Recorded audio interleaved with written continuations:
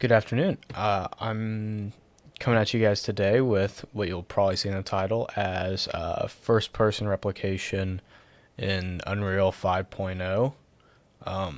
Is something that I've noticed being a little bit of a problem that people haven't posted about yet, so I'm trying to get the ball rolling, get in there to that niche spot before anyone else does. This is just my implementation. I'm sure as time goes on, we'll see a bunch of different ones. Definitely better, definitely more robust code. This is my current solution that I have. It's using C++ and not blueprints. However, I think that you can see through the C++ how you would apply that to blueprints, and there's not that many C++ guys. Not enough love out there for all us coders. And we use Perforce in my university, and so with version control, C++ plays a little bit nicer. So I took it on myself to learn how to do this specific way. So what we're going to look at first is setting up the net client for replication. This is in your Unreal, so I'm just going to show you guys how to do that real quick. We're going to go to net mode and play as listen server. So this will show you both the client and the server. Ideally, if you want to see how this all plays out, you do this and you do 3 players. I know this works, so I'm just going to do 2. I'm going to use a new editor in the PIE, and that will allow us to have both a server and a client right here and be able to see that. Second thing we need to do on top of this is this kind of choose your own adventure. We need to set up the map so that we have distinct spawns. It'll actually spawn you right on top, but this makes it a lot easier and a lot clearer when you're doing it later. So Control D that. You have 2 spawns for your 2 players, and then duplicate that because this is how you fire in this version of Unreal. Get into that a little bit later, where some of my hates and shenanigans come from. So spawn there, go to client, he spawned there. Alright, cool beans. Alright, so second thing we need to do, all these boxes, so it apparently in the third person, everything is replicated in the pre-built, but in the first person pre-built, not a lot is replicated. So we need to go and get all these cubes replicated. And what replication is means that it will appear wherever you're sending it to. So whether it's the server or to the client, the items you want to replicate are the items you want to share online with people.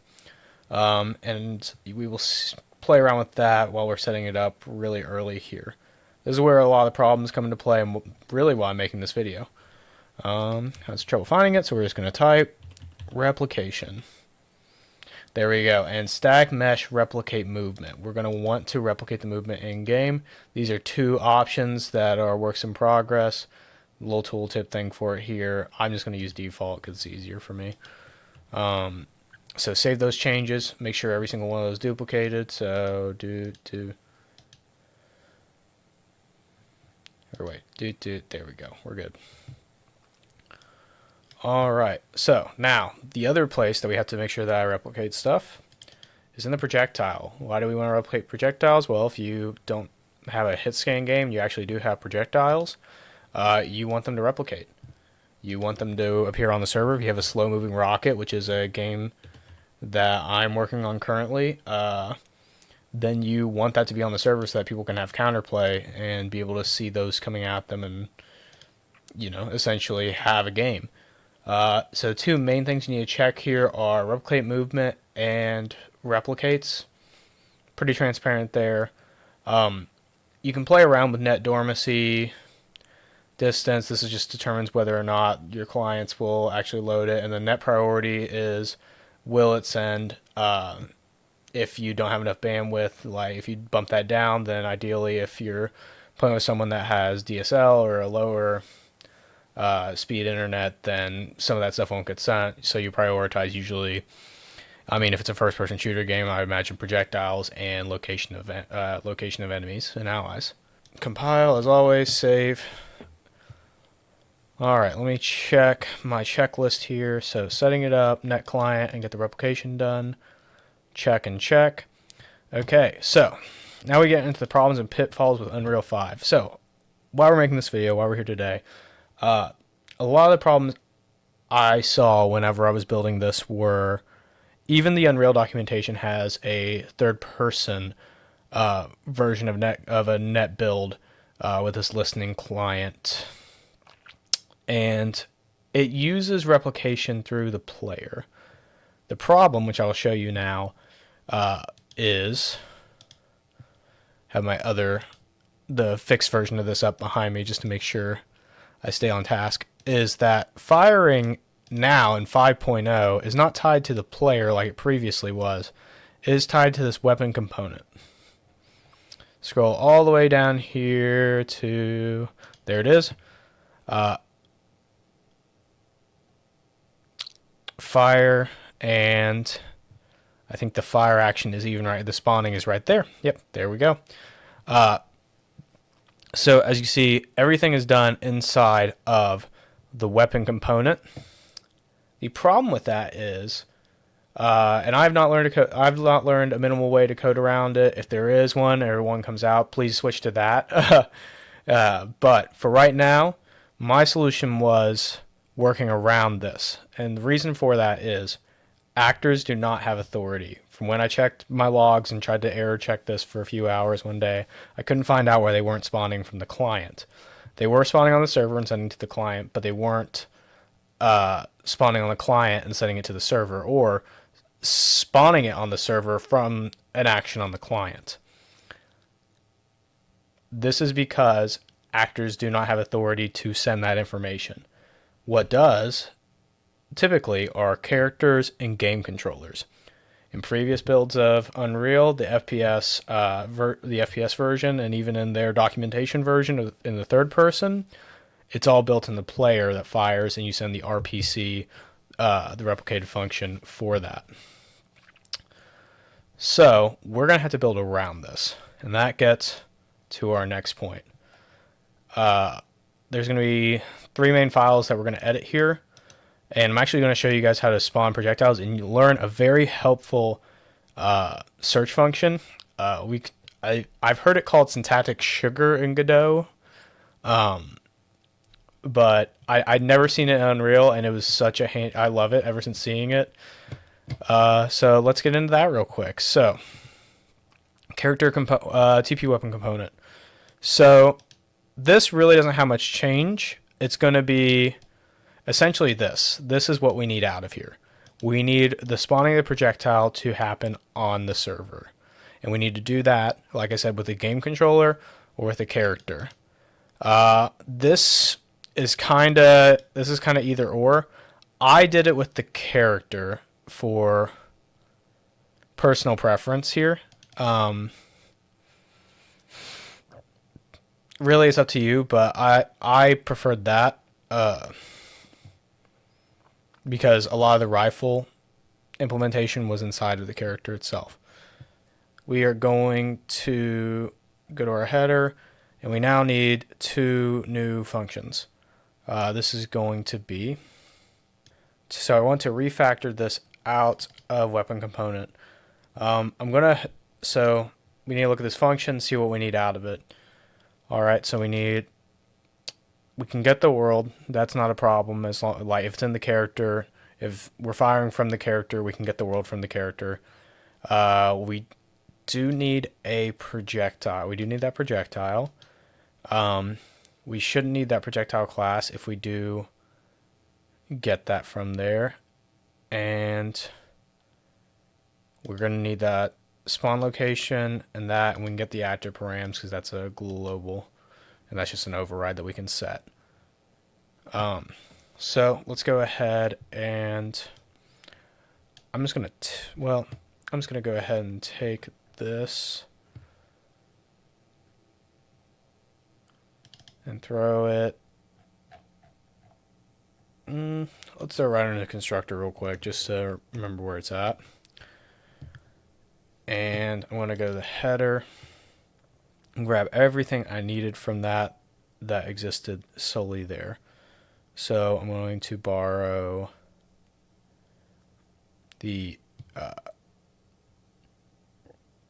this projectile class because that was necessary for spawning. So let's go to the FPS character, and then we're going to put that right here. I'm going to put my nice, beautiful comment that says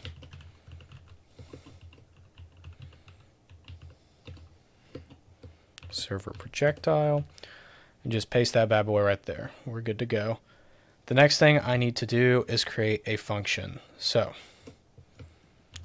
ufunction, and then the way I've heard this said is that if you're making a peer-to-peer game, you pick your best friend that has the best network, and you make him the server. So we're going to want to send every action through the server to minimize how many times we're sending and minimize our bandwidth, because if we're sending it to 6 different people, it's going to become a problem.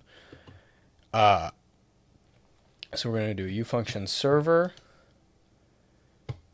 and I'm going to want to make this reliable because I want every bullet I can send through to send through.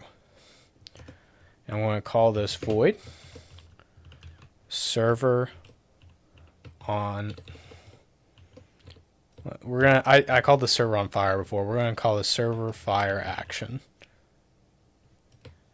And like I said earlier, we need the parameters for that class. So refactor spawn location and f rotator spawn rotation. All right, and then I'm going to just let this do the heavy lifting for me. Oh, there's also one more thing I want to do. I'm going to make a with validate. This is just good for error checking. You do not have to do that, but I like it. So, generate definition. There we go. So, there's our validate function. We just want it to return true if it works. And now I can take this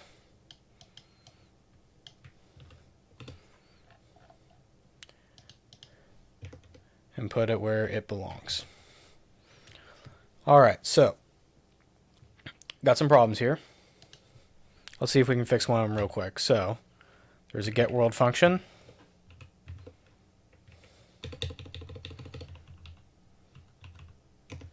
There we go. My casing was off. All right, that fixed one. All right, so now let's do, so now I need this actor spawn params. We can actually just go and take this straight from that. And this should be good. So we have, it gets the world, spawns the actor, the projectile class, spawn location, actor params. Looks great. So now what we need to do is replace this, and we could actually remove all the, pretty much all of this if we wanted to, with our game. So FPS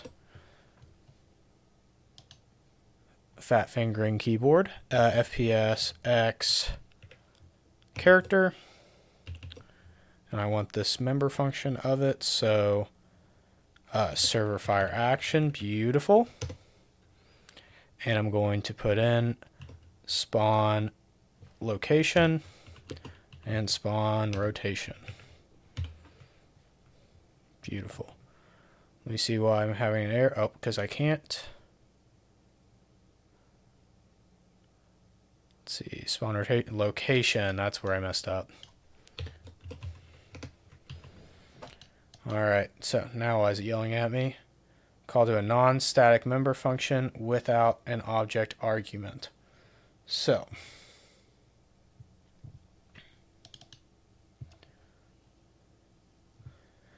I know why I did this. I was calling it as a member function when I need to call the object. So that will be our character, and that's going to call the server fire action. That was my problem there. So leave a good comment. Use the character to spawn the bullet. Great. Alright, so that's all the changes we need in TP weapon component. So let's look at our list for right now. Great. Alright, character.h. I actually think that this is almost done as well. Let me check my notes here, make sure I got everything. Yeah, I think this is actually it for that.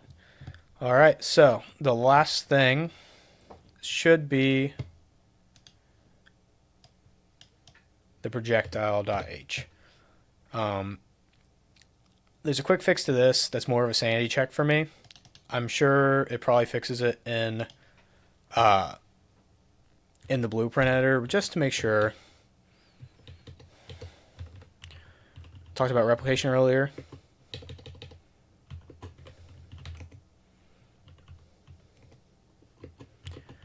This is a boolean that is set inside of it. We're going to make sure that replicates, and that is true. It does replicate.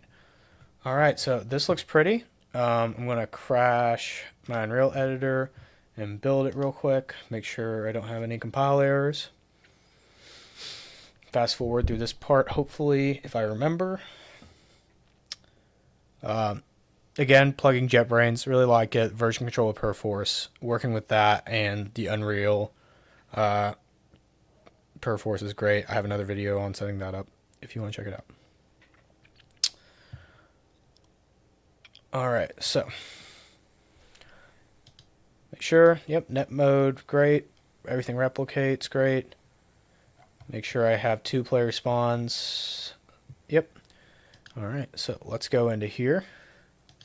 And we should see some clear things happening. Alright, this is what my worry was. So, for how they set up, this is another problem of how they set up 5.0. This collision component and this projectile movement is generated in C++. The static mesh is completely pulled in using blueprints in the editor. And because of that, this is not included whenever you dynamically spawn that in the character class. So, and I've yet to see a fix for that. The added bonus treat for this video is we're going to fix the projectile. We're going to make it spawn dynamically. So, there's a couple things we have to add for this. Let me check my notes real quick and make sure that I have everything for this. Alright, so we see 2 properties, the sphere collision and the projectile movement. We can actually see those inside of here, projectile movement, collision component. So, this is my test one from earlier. We're going to want a third one for the static mesh. Here, we'll just hybrid this really well. And it gets upset with me there, but I'm going to want a use static mesh component. So that gets a static mesh. That is not a function call, and I want a reference to it, and it's going to be, I want to call it projectile mesh, because that's a good naming scheme. Now we're going to go into our code and actually generate this. I like to I generate mine right there because I know it's kind of like the blueprint editor. This is our root component. I'm going to make it as a child or a subcomponent off of that. So first thing you need to do is call your projectile mesh, and it's going to equal create default subobject, which is what you see up there, with collision component as well as projectile movement. This one's going to be a uStatic mesh component. And I'm going to have this, and this is the text that you saw in the editor earlier. That was the name next to it. I'm going to call this my proj mesh.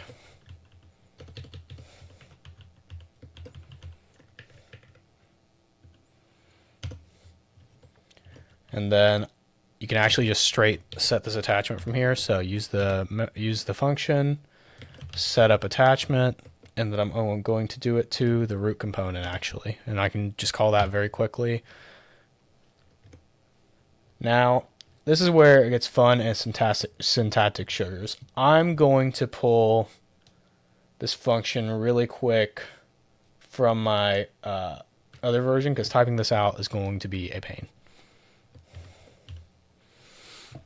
So this should be correct actually for our routing, but I'm going to show you guys how to do it. So cut the safety net on myself.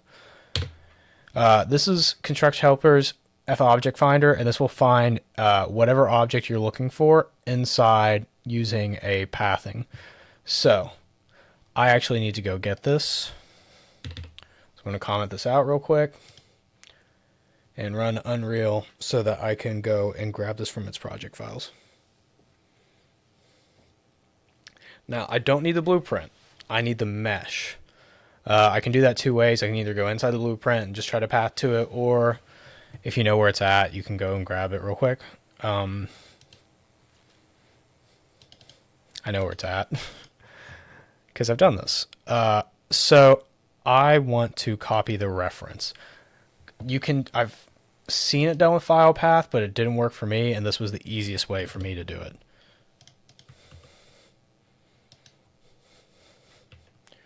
Let me make sure string capture it. And was it not? Oh, I missed a line there. There we go.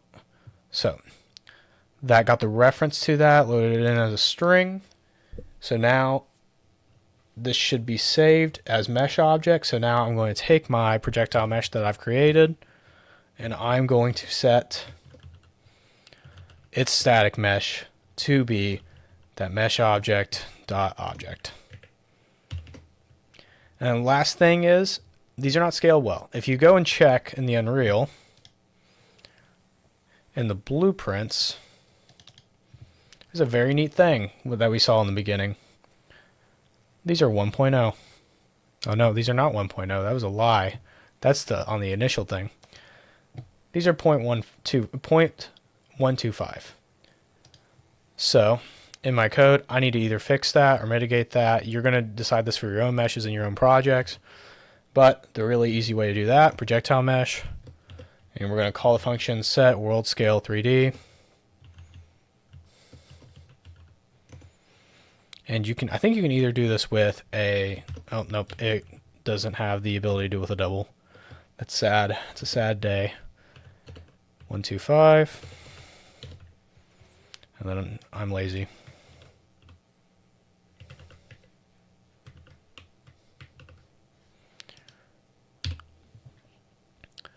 So I'm going to comment a lot of this in. Create mesh. And then I think this is all humanly readable code. I don't think it needs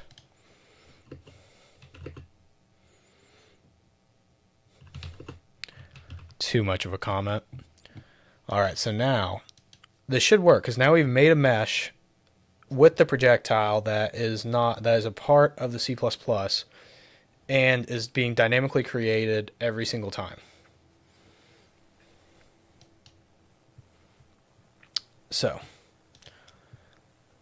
this is the easy test.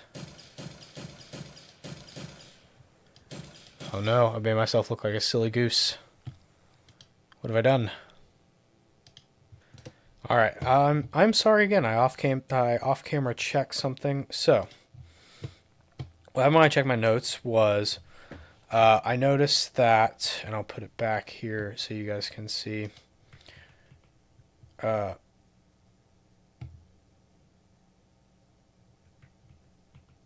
was using the projectile class. The problem with this is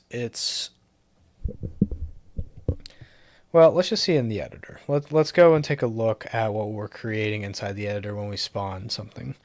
Because obviously the gun is firing, but we're not spawning anything.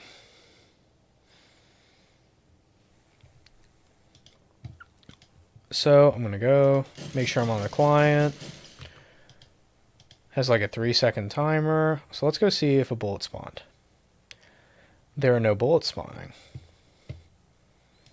Output log. Spawn actor failed because no class was specified. But when we look at our code, And this is where it might get confusing for you. We did. In the spawn actor, we did specify a class. We specified what type of class we were spawning and the projectile class. However, that failed. But if you don't include that projectile class, or if you pass it in through the other function, I prefer just to do it this way, because there's less variables being passed around.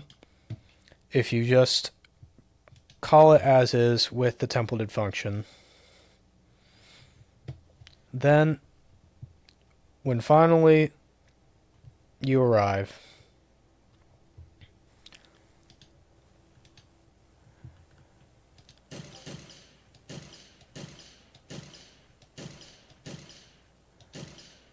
and the client sees everything. All right, now I'm going over to the client.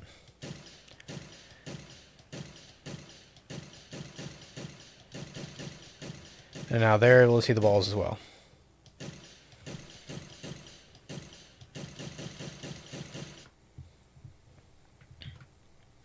Alright, that should be all the changes you need to make. Thank you guys for checking it out. Hope you guys have a great day. Bye-bye.